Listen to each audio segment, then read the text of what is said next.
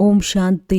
ಇಂದಿನ ದಿನಾಂಕ 28/11/2025. ಪ್ರಾರ್ಥ ಮುರುಳಿ ಬಾಪ್ತಾದ ಮಧುಬನ.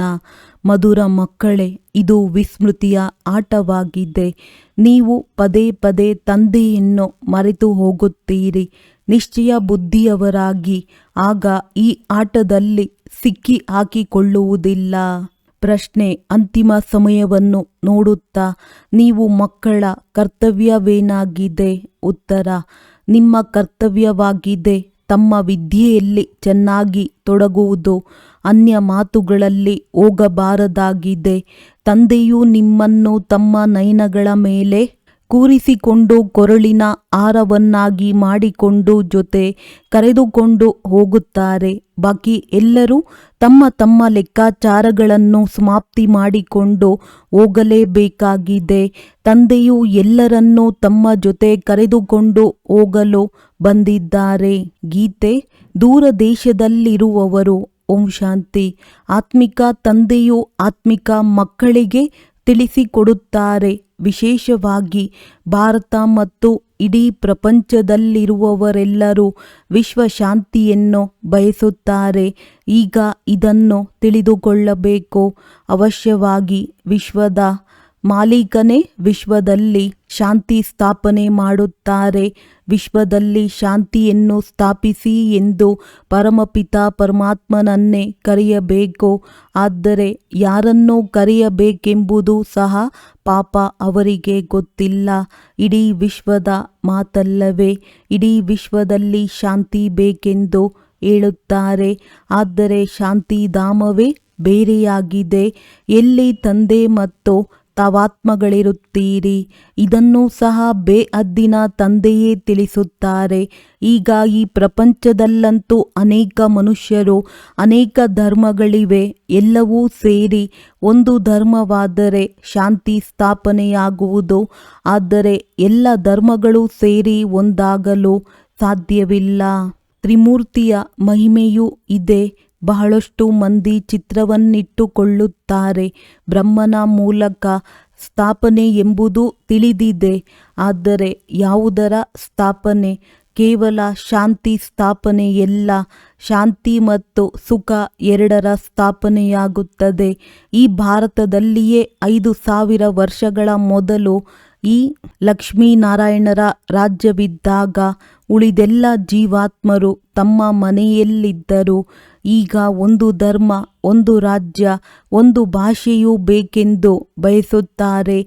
ಈಗ ತಂದೆಯು ಶಾಂತಿ, ಸುಖ, ಸಂಪತ್ತಿನ ಸ್ಥಾಪನೆ ಮಾಡುತ್ತಿದ್ದಾರೆಂಬುದು ನೀವು ಮಕ್ಕಳಿಗೆ ತಿಳಿದಿದೆ. ಅವಶ್ಯವಾಗಿ ಇಲ್ಲಿಯೇ ಒಂದು ರಾಜ್ಯದ ಸ್ಥಾಪನೆಯಾಗುತ್ತದೆ ಎಲ್ಲವೇ? ಇದೇನು ಹೊಸ ಮಾತಲ್ಲ. ಅನೇಕ ಬಾರಿ ಒಂದು ರಾಜ್ಯದ ಸ್ಥಾಪನೆಯಾಗಿದೆ. ನಂತರ ಅನೇಕ ಧರ್ಮಗಳ ವೃದ್ಧಿಯಾಗುತ್ತಾ ಆಗುತ್ತಾ ವೃಕ್ಷವು ದೊಡ್ಡದಾದಾಗ ಮತ್ತೆ ತಂದೆಯು ಬರಬೇಕಾಗುತ್ತದೆ. ಆತ್ಮವೇ ಕೇಳುತ್ತದೆ, ಓದುತ್ತದೆ. ಆತ್ಮದಲ್ಲಿಯೇ ಸಂಸ್ಕಾರವಿದೆ.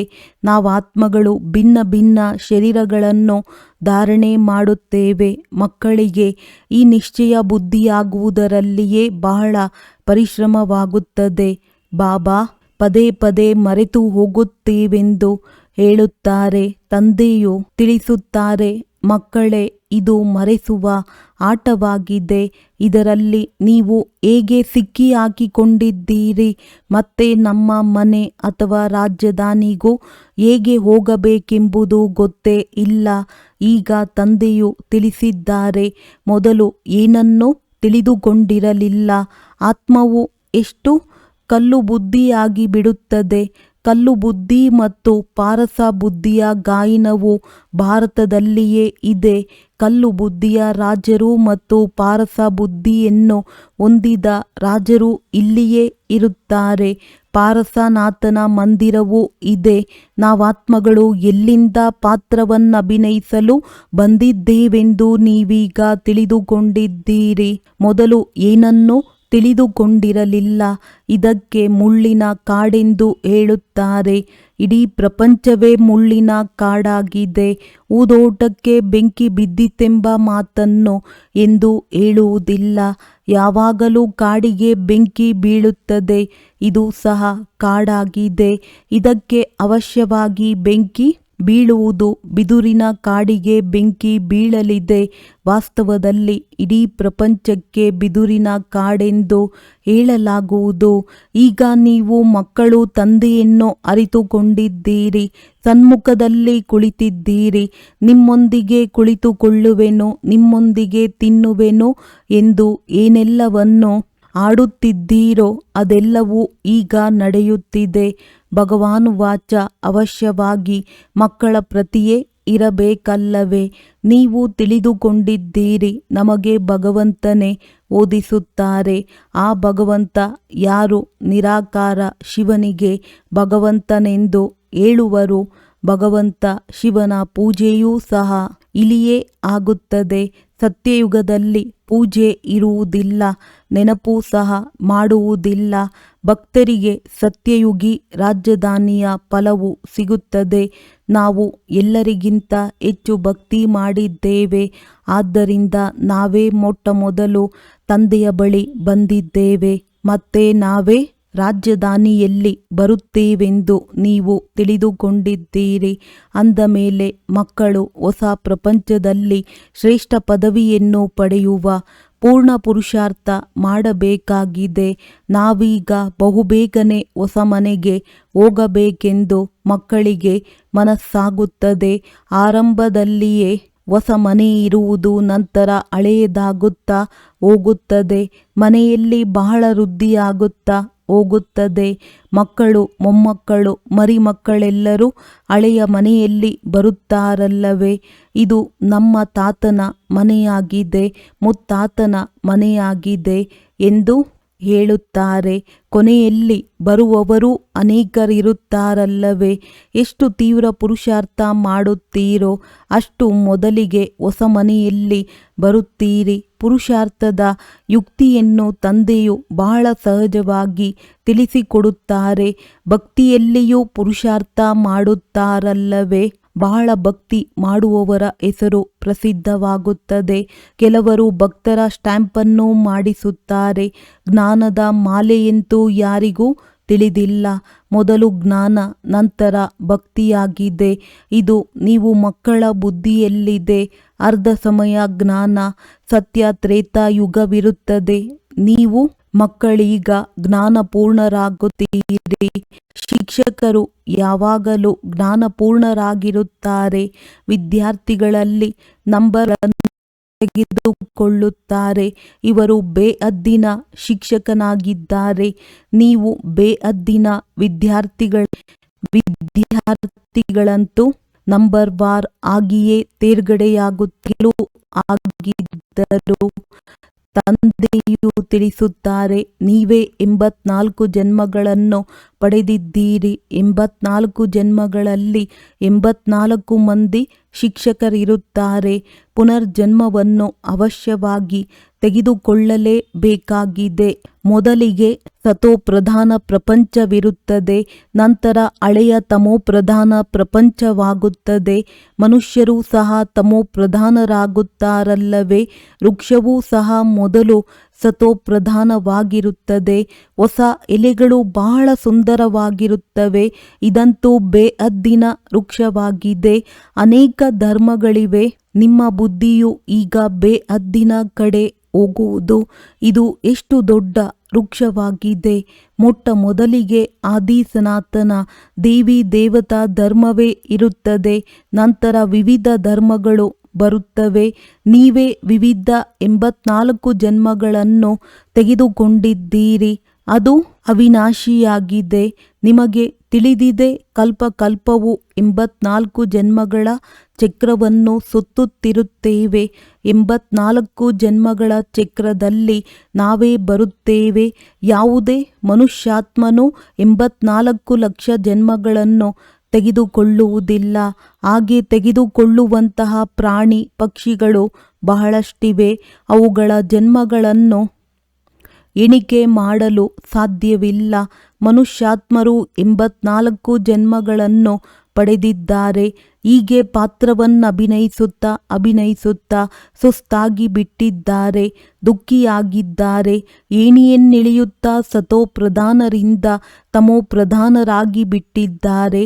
ತಂದೆಯು ಮತ್ತೆ ತಮೋ ಪ್ರಧಾನರಿಂದ ಸತೋ ಪ್ರಧಾನರನ್ನಾಗಿ ಮಾಡುತ್ತಿದ್ದಾರೆ. ತಂದೆಯು ತಿಳಿಸುತ್ತಾರೆ, ನಾನು ತಮೋ ಪ್ರಧಾನ ಶರೀರ, ತಮೋ ಪ್ರಧಾನ ಪ್ರಪಂಚದಲ್ಲಿ ಬರುತ್ತೇನೆ. ಇಡೀ ವಿಶ್ವದಲ್ಲಿ ಶಾಂತಿ ಹೇಗೆ ಸ್ಥಾಪನೆಯಾಗಲು ಸಾಧ್ಯ ಎಂದು ಮನುಷ್ಯರು ಹೇಳುತ್ತಾರೆ. ಆದರೆ ವಿಶ್ವದಲ್ಲಿ ಶಾಂತಿಯು ಯಾವಾಗ ಇತ್ತೆಂದು ತಿಳಿದುಕೊಳ್ಳುವುದಿಲ್ಲ. ನಿಮ್ಮ ಮನೆಯಲ್ಲಿ ಚಿತ್ರಗಳನ್ನಿಟ್ಟಿದ್ದೀರಲ್ಲವೇ? ಇವರ ರಾಜ್ಯವಿದ್ದಾಗ ಇಡೀ ವಿಶ್ವದಲ್ಲಿ ಶಾಂತಿ ಇತ್ತು. ಅದಕ್ಕೆ ಸ್ವರ್ಗವೆಂದು ಹೇಳಲಾಗುತ್ತಿತ್ತು. ಹೊಸ ಪ್ರಪಂಚಕ್ಕೆ ಸ್ವರ್ಗ ಸತ್ಯಯುಗವೆಂದು ಕರೆಯಲಾಗುತ್ತದೆ. ಈಗ ಈ ಹಳೆಯ ಪ್ರಪಂಚವು ಬದಲಾಗಲಿದೆ. ಆ ರಾಜಧಾನಿಯು ಸ್ಥಾಪನೆಯಾಗುತ್ತಿದೆ. ಇಡೀ ವಿಶ್ವದಲ್ಲಿ ಇವರ ರಾಜ್ಯವಿತ್ತಲ್ಲವೇ? ಲಕ್ಷ್ಮೀನಾರಾಯಣರ ಮಂದಿರಕ್ಕೆ ಬಹಳ ಮಂದಿ ಹೋಗುತ್ತಾರೆ. ಆದರೆ ಇವರೇ ಭಾರತದ ಮಾಲೀಕರಾಗಿದ್ದರು. ಇವರ ರಾಜ್ಯದಲ್ಲಿ ಅವಶ್ಯವಾಗಿ ಸುಖ ಶಾಂತಿ ಇತ್ತೆಂಬುದು ಯಾರ ಬುದ್ಧಿಯಲ್ಲಿಯೂ ಇಲ್ಲ. ಇದು 5000 ವರ್ಷಗಳ ಮಾತಾಗಿದೆ. ಆ ಸಮಯದಲ್ಲಿ ಇವರ ರಾಜ್ಯವಿತ್ತು. ಅರ್ಧ ಕಲ್ಪದ ನಂತರ ಹಳೆಯ ಪ್ರಪಂಚವೆಂದು ಹೇಳಲಾಗುತ್ತದೆ. ಆದ್ದರಿಂದ ವ್ಯಾಪಾರಿಗಳು ತಮ್ಮ ಅಂಗಡಿಯ ಮುಂದೆ ಸ್ವಸ್ತಿಕ ಚಿತ್ರವನ್ನು ಬಿಡಿಸುತ್ತಾರೆ. ಅದಕ್ಕೂ ಅರ್ಥವಿದೆಯಲ್ಲವೇ? ಅದಕ್ಕೆ ಅವರು ಗಣೇಶನೆಂದು ಹೇಳಿಬಿಡುತ್ತಾರೆ ಮತ್ತು ಗಣೇಶನನ್ನು ವಿಘ್ನ ವಿನಾಶಕ ದೇವತೆಯೆಂದು ತಿಳಿಯುತ್ತಾರೆ. ಸ್ವಸ್ತಿಕ ಚಿತ್ರದಲ್ಲಿ ಪೂರ್ಣ 4 ಭಾಗಗಳಿರುತ್ತವೆ. ಇದೆಲ್ಲವೂ ಭಕ್ತಿ ಮಾರ್ಗವಾಗಿದೆ. ಈಗ ದೀಪಾವಳಿಯನ್ನಾಚರಿಸುತ್ತಾರೆ. ವಾಸ್ತವದಲ್ಲಿ ಸತ್ಯ ದೀಪಾವಳಿಯು ನೆನಪಿನ ಯಾತ್ರೆಯಾಗಿದೆ. ಇದರಿಂದಲೇ ಆತ್ಮಜ್ಯೋತಿಯು 21 ಜನ್ಮಗಳಿಗಾಗಿ ಜಾಗೃತವಾಗುತ್ತದೆ. ಬಹಳ ಸಂಪಾದನೆಯಾಗುತ್ತದೆ. ಅಂದಾಗ ನೀವು ಮಕ್ಕಳು ಬಹಳ ಖುಷಿಯಾಗಿರಬೇಕು. ಈಗ ನಿಮ್ಮದ್ದು ಹೊಸ ಪ್ರಪಂಚಕ್ಕಾಗಿ ಹೊಸ ಖಾತೆಯು ಆರಂಭವಾಗುತ್ತದೆ. 21 ಜನ್ಮಗಳಿಗಾಗಿ ಈಗ ಖಾತೆಯನ್ನು ಜಮಾ ಮಾಡಿಕೊಳ್ಳಬೇಕಾಗುತ್ತದೆ. ತಂದೆಯು ಮಕ್ಕಳಿಗೆ ತಿಳಿಸುತ್ತಾರೆ, ತಮ್ಮನ್ನು ಆತ್ಮನೆಂದು ತಿಳಿದು ಕೇಳುತ್ತಿದ್ದೀರಾ? ಆತ್ಮನೆಂದು ತಿಳಿದು ಕೇಳಿದಾಗಲೇ ಖುಷಿ ಇರುವುದು. ತಂದೆಯು ನಮಗೆ ಓದಿಸುತ್ತಾರೆ. ಭಗವಾನುವಾಚವು ಇದೆಯಲ್ಲವೇ?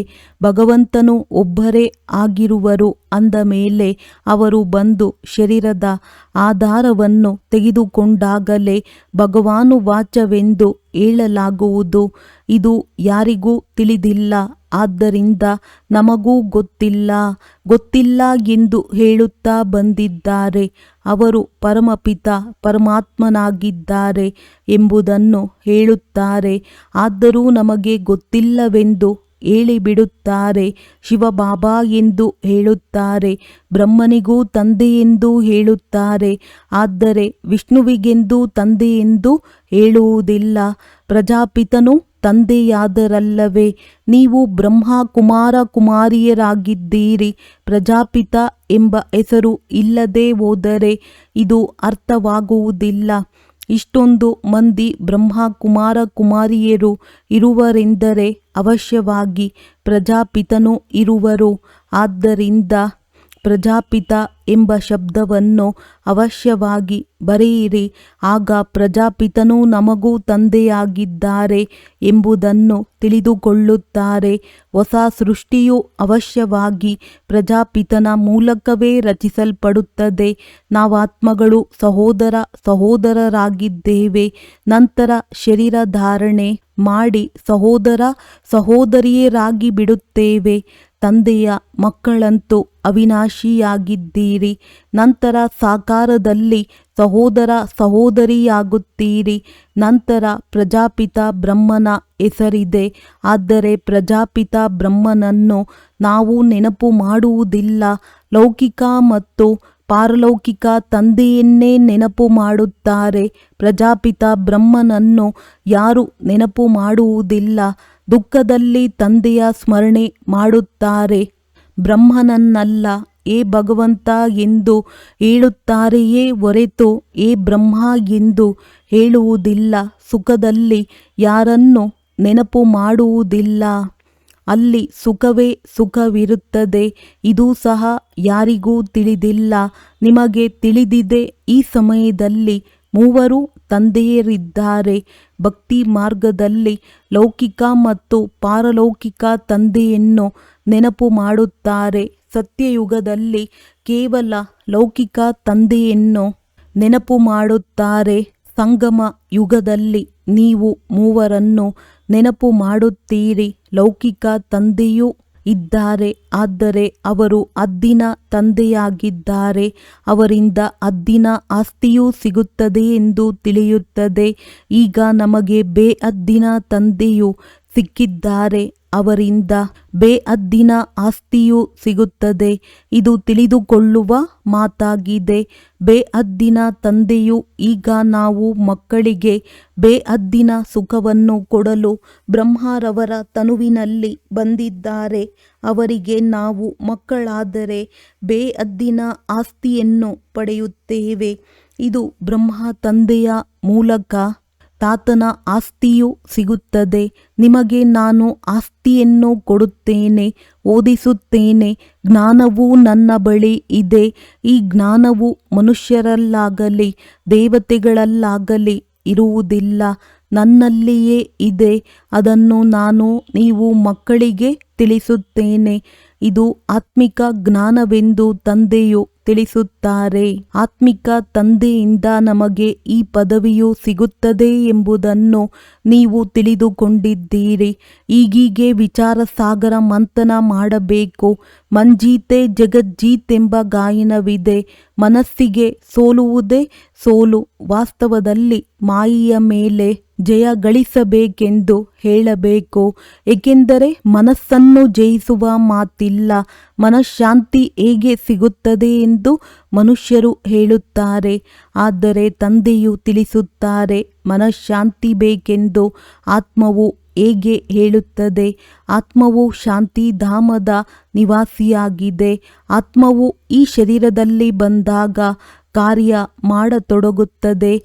ತಂದೆಯು ತಿಳಿಸುತ್ತಾರೆ, ನೀವೀಗ ಸ್ವಧರ್ಮದಲ್ಲಿ ಸ್ಥಿತರಾಗಿ ತನ್ನನ್ನು ಆತ್ಮನೆಂದು ತಿಳಿಯಿರಿ. ಆತ್ಮದ ಸ್ವಧರ್ಮವು ಶಾಂತಿಯಾಗಿದೆ. ಅಂದ ಮೇಲೆ ಶಾಂತಿಯನ್ನು ಮತ್ತೆಲ್ಲಿ ಹುಡುಕುವುದು? ಇದರ ಮೇಲೆ ರಾಣಿಯ ಕಂಠಹಾರದ ಒಂದು ಕಥೆ ಇದೆ. ಸನ್ಯಾಸಿಗಳು ಈ ಉದಾಹರಣೆಯನ್ನು ಕೊಡುತ್ತಾರೆ. ಆದರೆ ಮತ್ತೆ ತಾವು ಕಾಡಿಗೆ ಹೋಗಿ ಶಾಂತಿಯನ್ನು ಹುಡುಕುತ್ತಾರೆ.